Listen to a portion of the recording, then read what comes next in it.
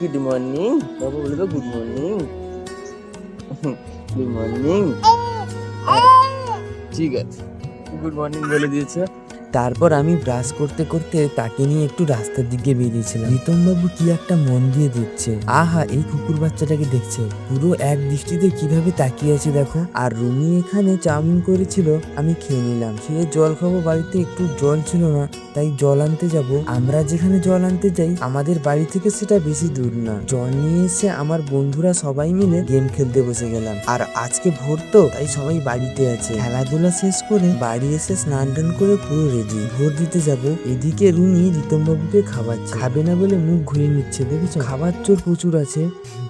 রিতম বাবুর এই হাসিটা আমার জীবনের সব থেকে বড় হাসি। যাই হোক, তারপর দলবল নিয়ে বেরিয়ে পড়লাম। আর আমরা এমন ভিআইপি, আমাদের জন্য টোটো দাঁড়িয়ে আছে। 200 মিটার রাস্তা হেঁটে গেলে হয়তো 1 মিনিট লাগবে। তো আর কি করার আছে, বসে পড়লাম টোটোতে। ভিআইপি বলে একটু ভিআইপি স্টাইল দিয়ে দিলাম। কিন্তু দুঃখের বিষয়, ভিতরে ক্যামেরা করতে দেয়নি, ফোন টোন ছাড়িয়ে নিয়েছে। সে অনেক মারপিট করেছি, এই যে মেরে আঙুল ছুড়িয়ে দিয়েছে, ব্লু কালারের ব্লাড বেরোচ্ছে।